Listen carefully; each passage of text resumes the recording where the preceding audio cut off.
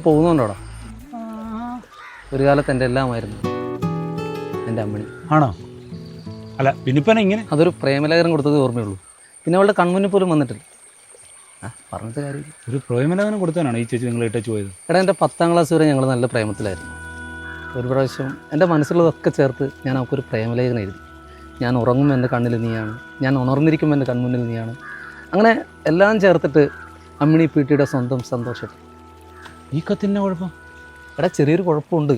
ഞാൻ എപ്പോഴാണെന്ന് എഴുതിയാലും ഞാനേ വരും. അമ്മിണി അമ്മി അയ്യേ. എടാ, അതൊക്കെ പോട്ടെ.